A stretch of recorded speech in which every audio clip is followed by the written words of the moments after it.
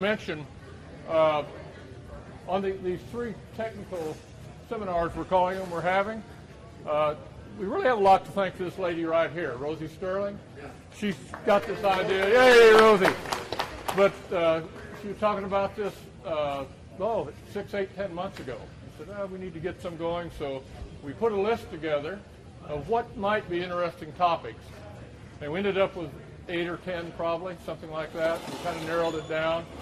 But it'd really be good to have input as we go along, because this could be a continuing thing every time we do one of these to get different subjects. But we were going to have dynamos. We talked about cable building, just a whole number of things on the list. And drive chains, which I'm going to talk about this morning. And I said fundamentals. We're going to get a little technical, but not terribly technical. But the point is just about all of us have got a drive chain somewhere on our motorbikes. And probably 90% of the bikes here are all drive chain bikes. So we all know a lot about drive chains. We know we need to lubricate them. We need to keep them fairly clean. We need to adjust them from time to time, the tension. But we're going to get into some of those fundamentals this morning. And so the things I'm going to cover quickly, a little brief history. How did this drive chain thing even come about? And then drive options, because we do have options other than drive chains. Functionality, their primary purpose. And then I think important is the nomenclature, how we identify drive chains, the numbering system, how we know what drive chain we've got. And I think also very important are quality concerns about when we buy a new drive chain and it being fit for purpose for the application that we're putting it on. So we have all kinds of things to talk about there. Lubrication, like I mentioned, just a key fundamental. Failure mechanisms, how do they fail? And when they do fail, what the result can be. A little bit about tightness and alignment, very important. And then some roadside basics in the event we have to deal with a drive chain out on the road when we're not at home in the shop, in the workshop. So, with that said, get going.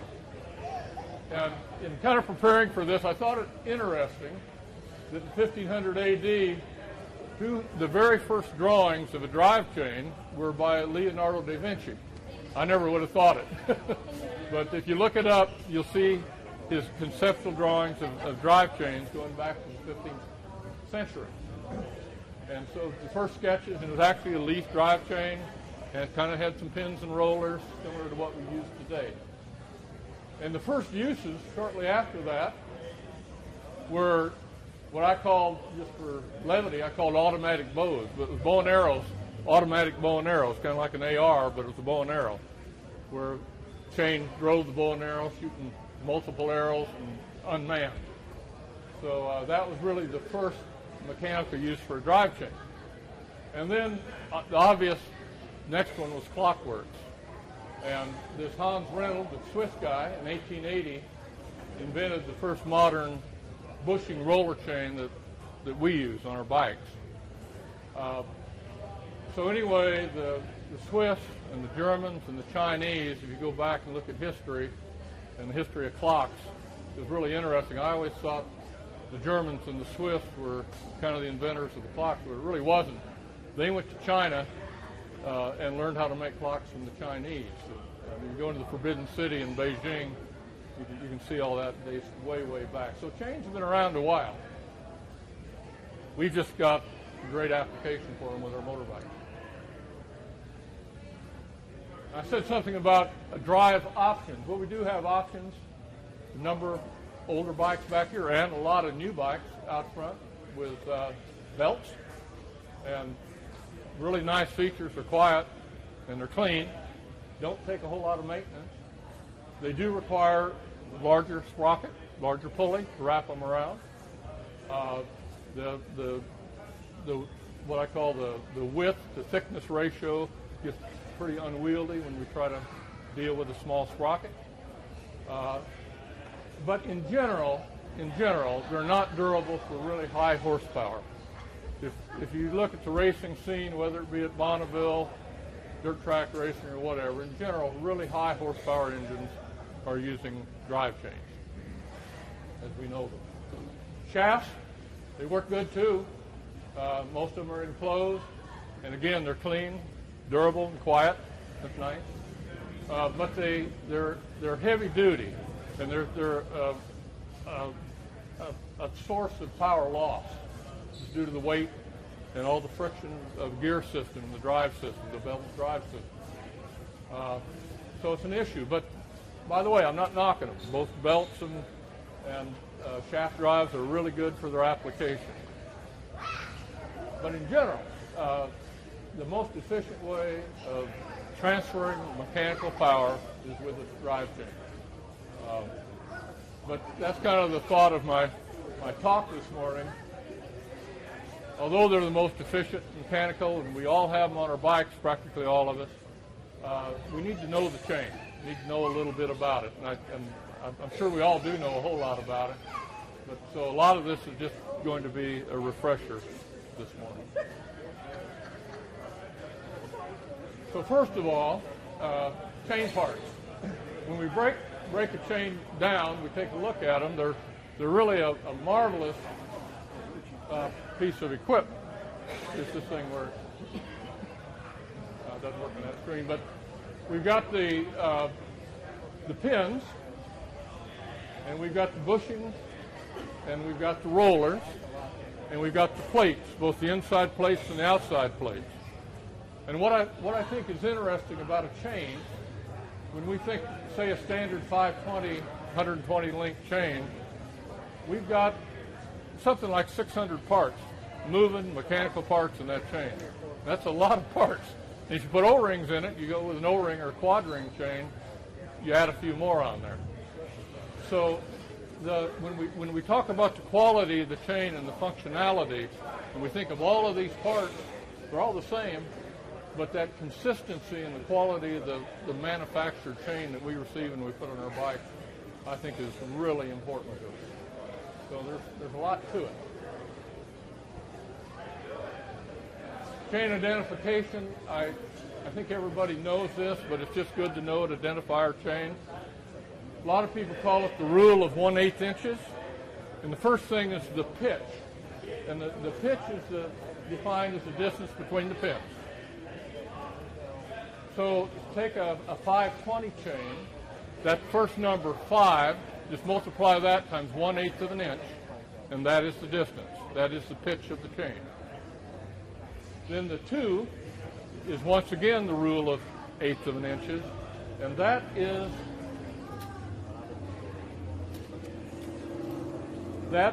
the width between the inner plates. So if you were to measure that, that's the width. So those are the things we need to remember: is the pitch and the width when we identify the chain on their bike. Of course, it's pretty darn important if we're matching it up with the sprocket, both the front and the rear, that we're putting the right chain on, and that sprocket fits, the chain fits snugly on the sprocket. So, and then when we get into metric, a lot of the Japanese machines and all, they'll just transfer all that to metrics and get the same thing. But just something to keep in mind when we're identifying our chain.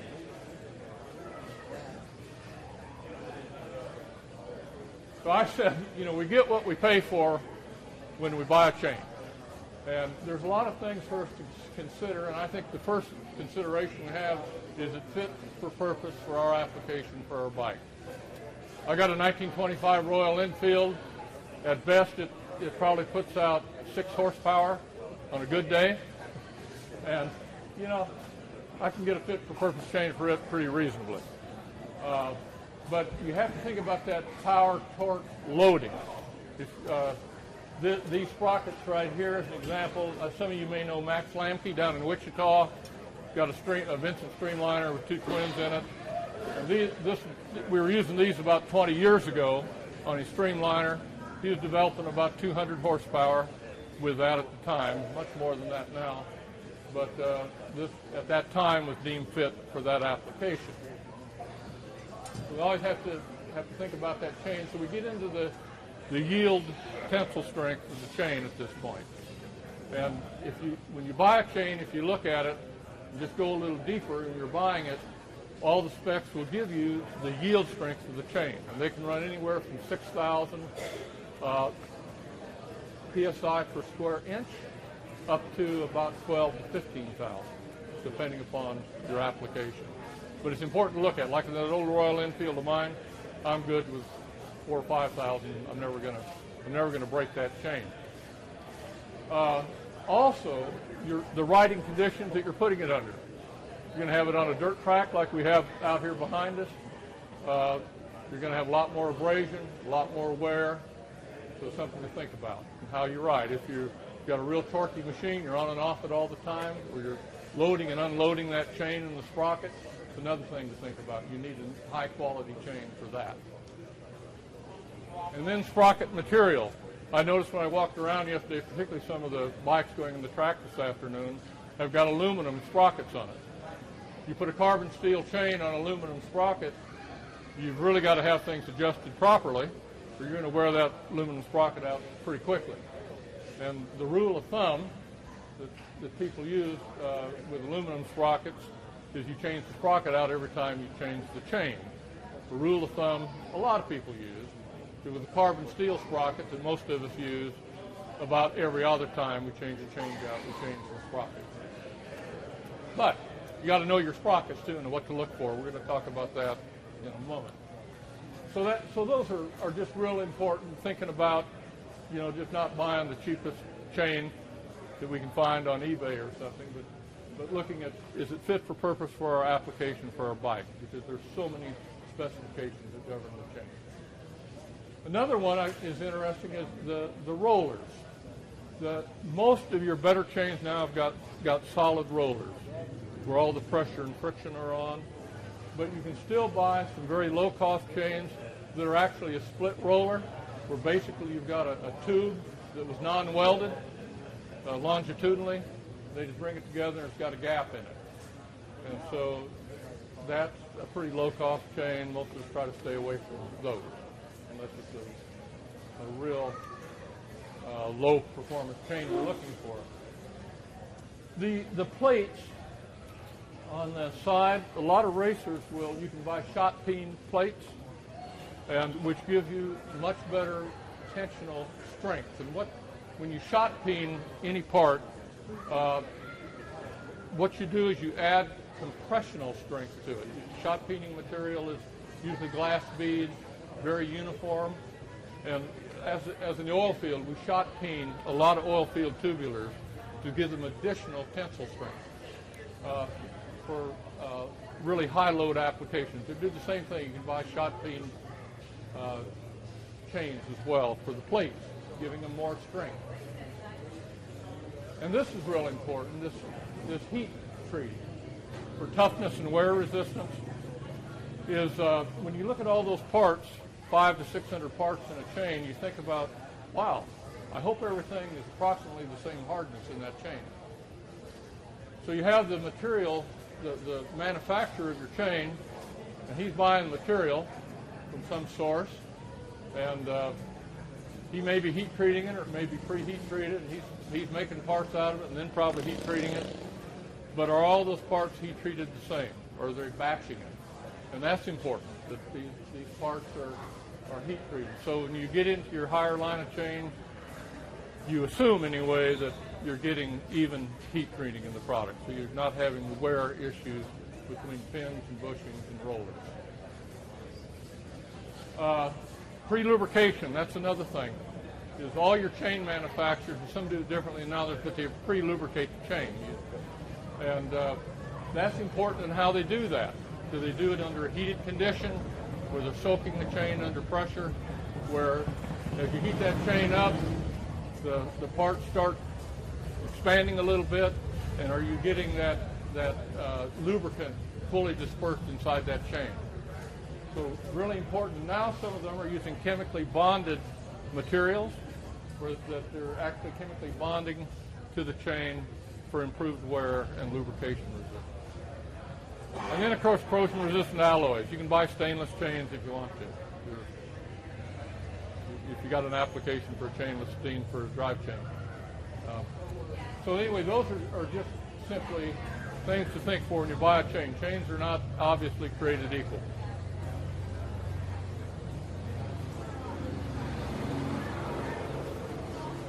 So I'm going to go to chain tensioning a little bit, and we're going to come back to it. But obviously, this is kind of what we have on our drive chain, the driven sprocket. We've got our one that we're driving force, driven sprocket. And the tight side, the upper side, is always your tight side, of course. And something really interesting about this is when we talk about chain forces, is there's tremendous vibration on that tight run. And there's all types of harmonics coming off of that. And on your more modern bikes, we've got what we call cush drive. You look at that drive line, you've got the cushions in the rear wheel assembly. That's exactly what that's for, to take some of that vibration out so you're not feeling it in the handlebars and in the seat on the bike. But when you look at dynamics of that and do computer analysis, finite element analysis on that drive chain and the forces in it, it's absolutely incredible what's going on. There's all kinds of noises and vibrations coming off that chain. So that gets us into chain tension and how important that is, and of course alignment. So free play, we're going to talk about this more in a little bit on adjusting the chain, but normally about an inch when you've got the bike loaded, and we'll get into that in just a moment. Some people like a little more, some people a little less, but what I'd like to tell you is you want it looser than you want it tighter. You don't want a tight chain. That'll wear a chain out quicker than anything. So get into that. And I was talking about the vibration, but we all know what centrifugal force is. That's what throws all our lubricant off the chain after we oil it all over our bikes. But we also got with the chain that's kind of interesting on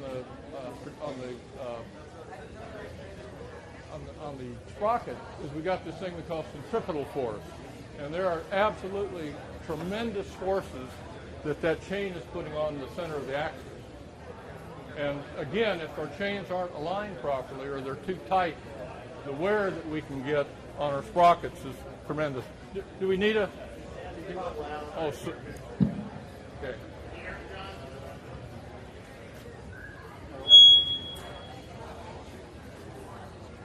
Okay, is that better?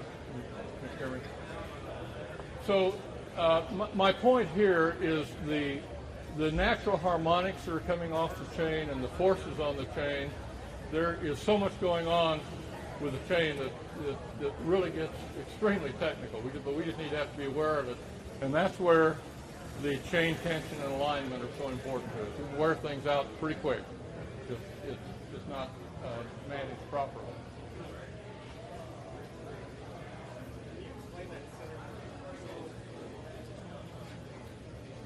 That one? Well, the centripetal force is just the opposite of centrifugal force. Yeah, centrifugal force, if we're spinning something, the thing I like to use is, remember the old governors on the steam engine? Yeah, and as the steam engine would speed up, the balls would go out and govern the steam engine. Well, that's a perfect example of centrifugal force. And so when we think of driving something with a chain, we primarily think of centrifugal force.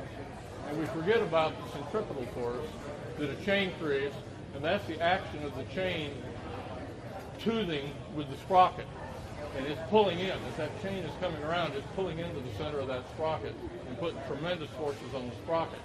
And that's why the chain tension and alignment are so important, that we oftentimes overlook. At least I know I do. I'm a little guilty. Okay. So failure mechanism. When we talk about a chain failure and we hear the term chain stretch, that's a little bit of a misnomer. It depends on how we interpret stretch. All material stretches, but what we have in the chain is we have wear. And we have the wear normally between the pins and the bushing. So I'm going to show you a diagram of that in a moment. And when that happens, we get premature wear on the sprockets. The chain gets sloppy and loose. And it can result in jumping teeth in the sprocket in a bad case.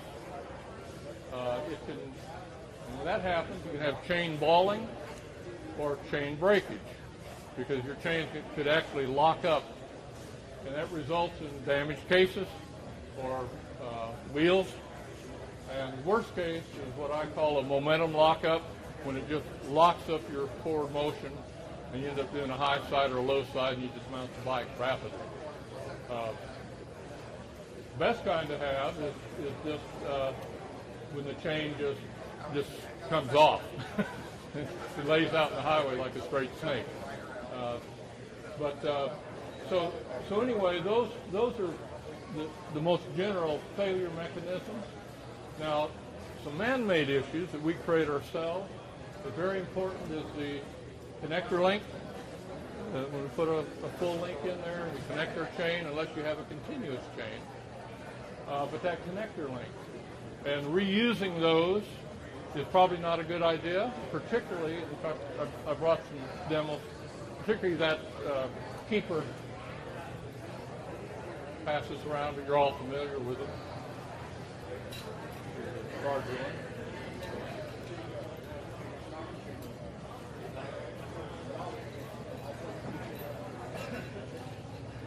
Put this, the direction you put this keeper link on is very important. So if you open end, you have the closed end going in the direction of your chain. What happens in the other way, the chain's not perfectly aligned, and I've seen this happen. It'll catch on a chain guard, might catch on something, pops it off, and within a few minutes your pins have fell out, and you end up in one of these cases up here. So very important. And so back to this little link is they're very inexpensive. And if you don't put them on and off very carefully and do it correctly, you can spring them, and you lose the tension, the proper tension, and so they're prone for coming off easier. So very important. And a lot of chain accidents are due to this little thing right here being wore out and not put on properly. So very important. And again, same thing can happen when that thing falls out. Another thing I want to mention is your half links. Sometimes we put the bike together and to make that chain fit, we want to use a half link. And the only thing I'd like to warn you on a half link is a half link has only got about half the strength of a full link. And so you try to avoid them unless your application just demands it. Push that wheel forward or pull it back and try to avoid it. You've got a Vincent over here. Commonly one of the common traits on a Vincent is you've got a sprocket on each side. And the rationale when Phil Vincent did that was on a Sunday when you went to the races, you could ride your bike to the races, you pull the wheel off, change it around, change the gear ratio and go racing with it, turn it back around if it didn't break down and ride it home.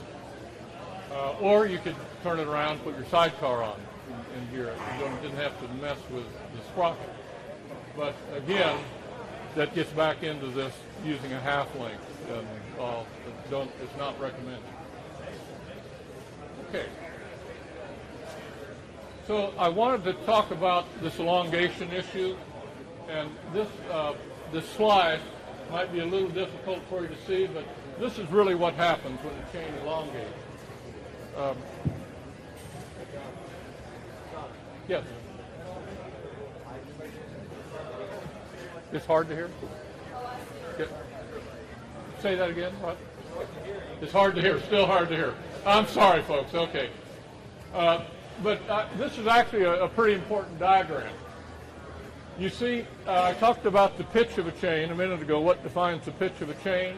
And what I'm defining here is just the wear issue on the chain. What really happens when your chain elongates is if you measure that's two pitches on the top, and this is later, that's measuring between two pitches, and what you can see is the wear between the bushing and the chain. And that's where your elongation comes from. It's not stretch of the chain, of the plates or anything. It's normally the wear right here. And typically, we say that, most people say that 2% stretch, if you get over 2% stretch, it's time to change your chain. So it's real easy. You've got a 60-inch chain, multiply it by 0.102, there you go. It's wore out. What I do is just for fun, when I change a chain out, I lay it out on my bench, stretch it as much as I can, then I take my new chain right beside it, and I just measure the difference. It's amazing. It's not at all unusual to have a 1/4 inch, 3/8 of an inch stretch in that chain. And normally, it's the pin bushing wear that you see right here.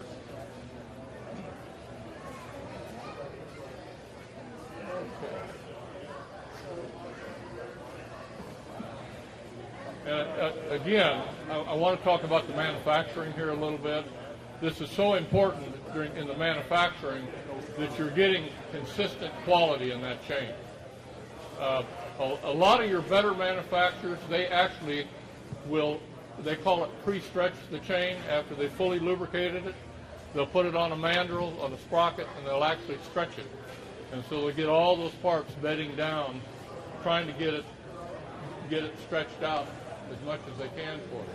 And it's not unusual, and you've all experienced this as you've changed chains. If you put a new chain on your machine, and within a couple of 100 miles, stop and check it and adjust it, because it's going to probably be loose. And you're going to have to adjust it a time or two to get it right just how you want it, because of that initial wear and stretch. A quick check is for chain wear. Just simply go behind your rear sprocket, see how far you can pull it out. If you can pull it out a 1/4 of the way, something like that, that's normal. Maybe halfway, that can be normal, depending on how loose you like the chain. If you get something like this, and you've got a wore-out chain, time to do something about it.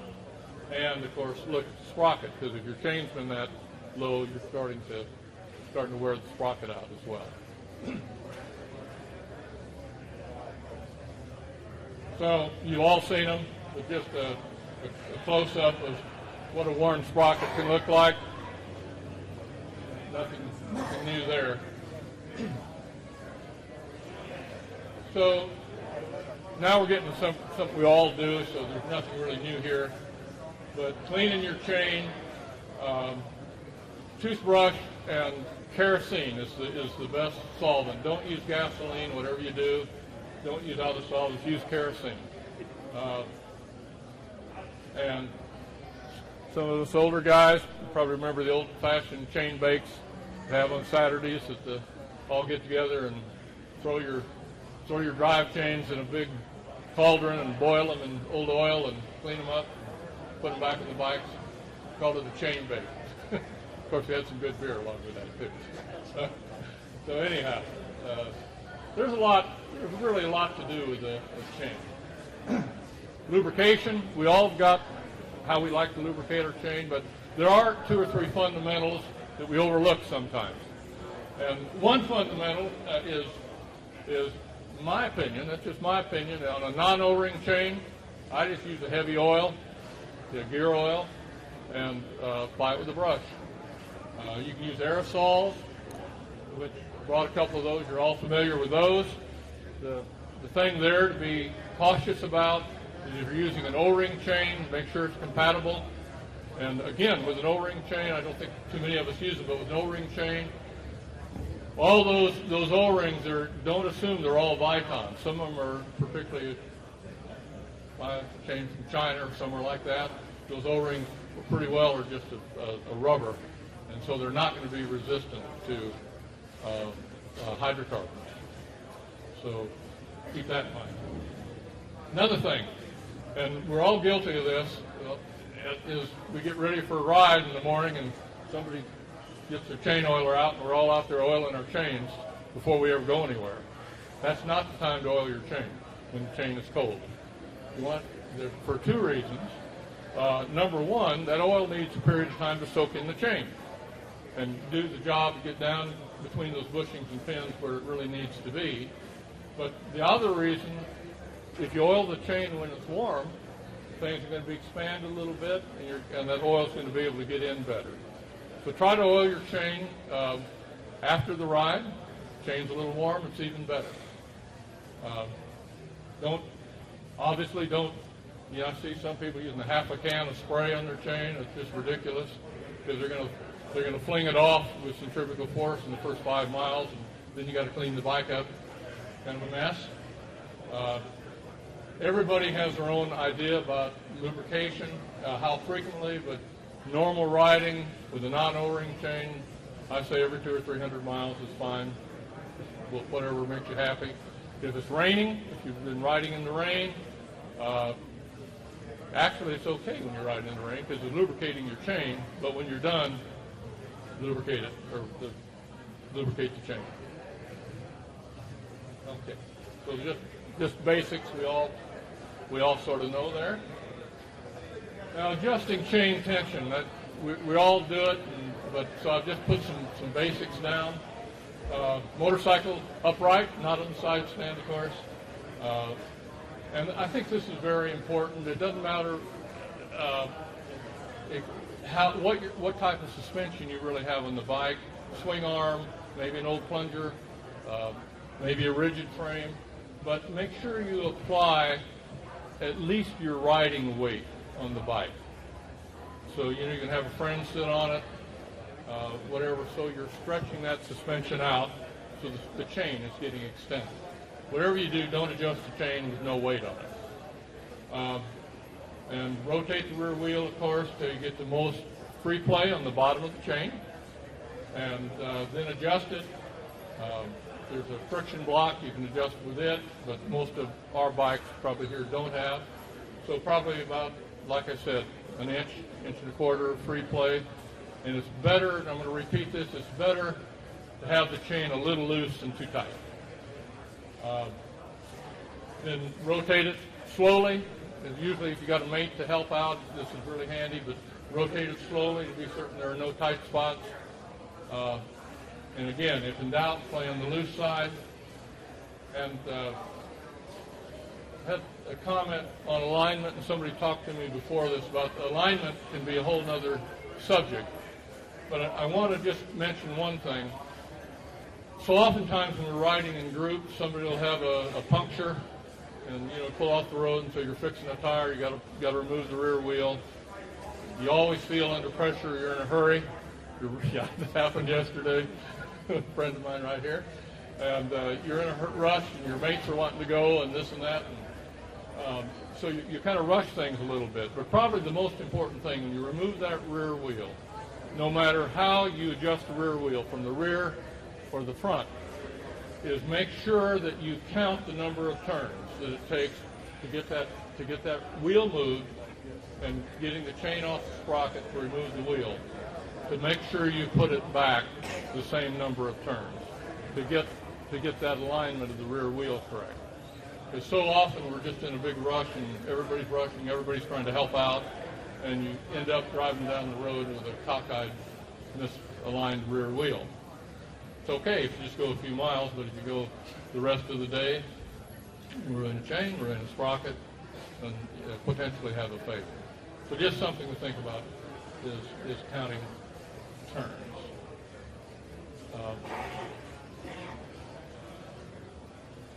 Handy spare parts. Nectar link, we talked about that. I carry a little can in my toolbox with some spare links, some spare parts, spare clip. Make sure you put that on the proper direction like we talked, and that you install that clip the right method. I've seen people take needle nose pliers and bend that clip out, and it's real simple. I think everybody knows this. To just use a plier and get on the pin and behind the link, and it just snaps right on. But it's been done wrong many times, believe me.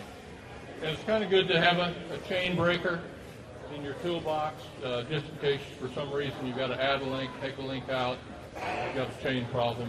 And also if you're riding in a group of people, oftentimes somebody may have a problem. You got a chain breaker, you're going to be a pretty popular person. Okay, we're about finished. Safety thoughts.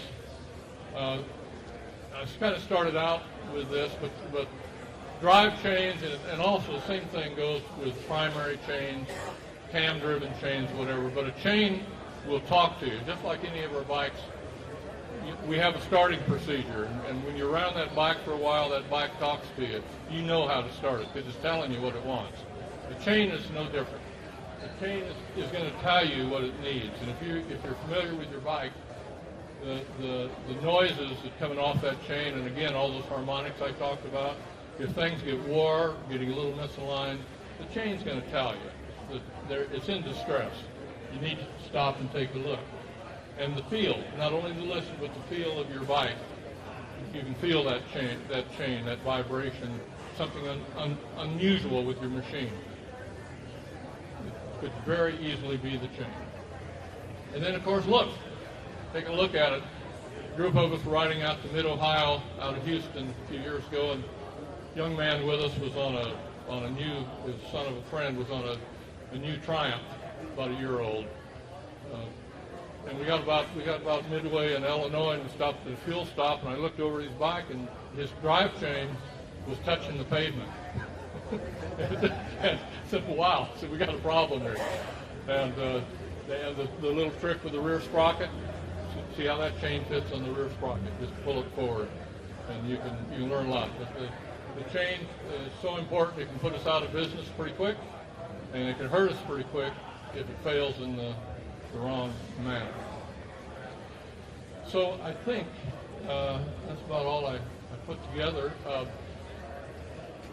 I've got some thoughts on that I could share with you on yield and tensile on a chain, and elongation of material, and elasticity and plasticity of material. That I could take 2 or 3 minutes and go over with you. That really has to do with everything on our motorcycle that's under tension or under compression.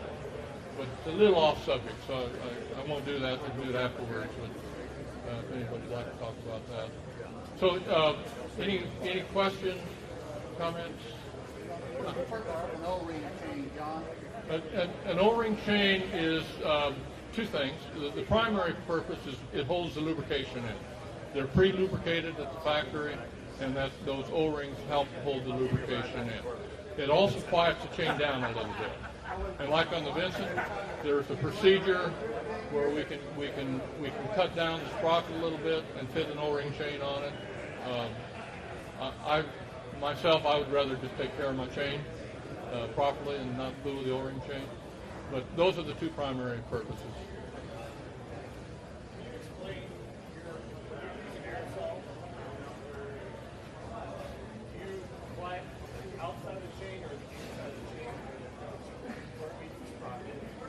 Right. Well,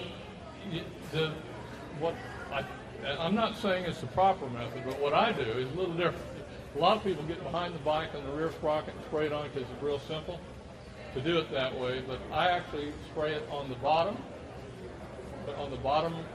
loose rung, and as I'm trying to rotate the wheel with my other foot, or I've got a friend rotating it for me, and I just spray it right there. And again, I don't overspray it. There's no reason to do that. Just put a light spray on it, call it good. But I don't know if there's a wrong way, but I've heard different things. Just keep it lubricated is the most important thing. Yes, sir. No, O-ring chains, they're made to keep the lubrication in. Yes. They make lubrication for them. Yes, they do. How well does that penetrate to actually lubricate? Right. Well, theoretically, those O-rings should keep the oil out as well. But what you're basically doing then is lubricating the outside of the chain for wear directly against the sprocket with the rollers. But again, if you lubricate that O-ring chain when it's warm, there's going to be some gaps and this and that. You're going to get oiled down into the pins and bushings as well. I look at a chain very much like I look at a Caterpillar track. It's got, if you ever had one of those apart, it's got pins and bushings in it, and where it needs lubrication, is on those pins and bushings, and that's what they're trying to do is seal that in. John, when you pull on the chain at the sprocket, how much should you be able to pull out to give an indication of the shear weight? Chain weight. Probably, I'm just going to tell you what I think, Steve, and just through experience, but probably if you can pull it out a quarter inch, you're going to be able to pull any brand new one. You're going to be able to pull it out a little bit, or otherwise something's wrong. It's too tight. But you want a little play there. But I went back to that slide. But if you can pull it out and it pulls through, particularly if you can see daylight. If you can see daylight through there, it's too loose. Yeah. But you should have some play there, a little bit. But too much, you can tell. Walk around here with you. It's just, I'd say a quarter inch is fine. Yeah. And another thing you want to think about is the width and how it fits on those sprockets. Is some fit tighter than others, and it gets back to the quality in the manufacture of the chain and also the quality in the sprocket. I mean, all these people that we mix and match parts all from these different manufacturers, and you can't assume that everybody's got the same quality. They make a batch of these sprockets and might be a 32nd of an inch difference in the last batch they made. You don't know.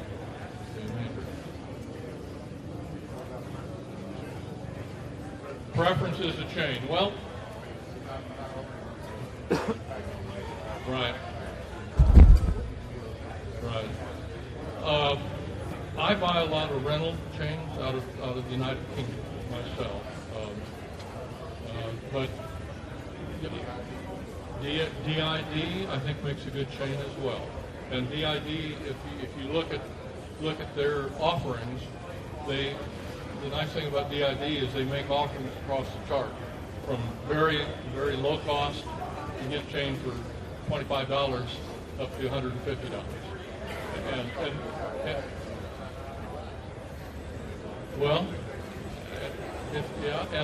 I think it's what works for you. What works is good. And again, Tractor Supply, where do they get their chains would be the question I would ask. And they may have 3 or 4 different vendors. So I buy one 6 months from now, it may not be the same chain I bought 6 months ago. Don't know. So I do like consistency, and that's why I try to buy a little better chain no matter what I'm putting it on, because I'm wanting consistency in that chain parts. Anything else?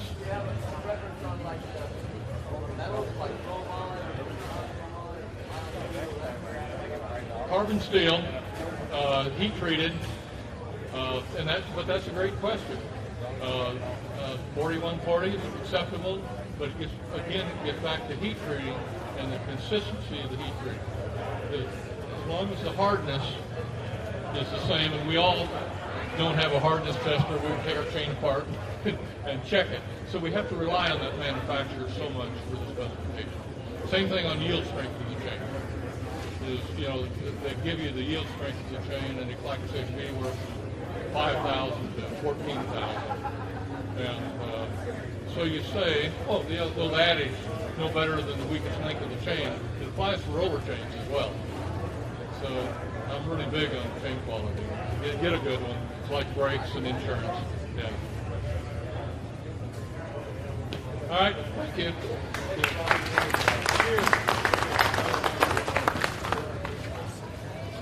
Okay. Yes, sir. No, but the big nut that goes back plate, there's a spacer. I'll take that spacer out. That's real very chain off. So I never do it by adjusting. All right. There you go. There you go. If that'll do it. Some years, the inner primary, you have a little metal plate under the chain ring. Right down. You don't have to clean it off. I'll tell you, when that happens, you've had a bad day. I don't know what year. Right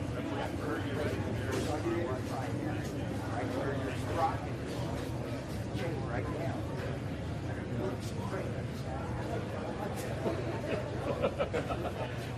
Experience is the best thing. I've broken 2 ratchet tops. Oh, wow. And I had them beat out perfect. Isn't that nice? Yeah, when that happens, I lost the chain. Yeah.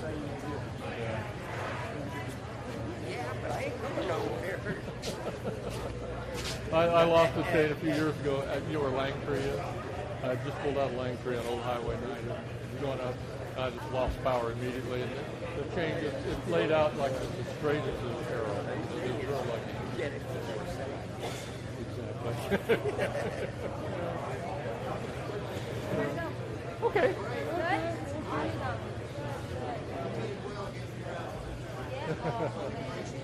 You have to use the microphone, but I know you can use it. Well, I used it the latter half. So. Okay. So what time is?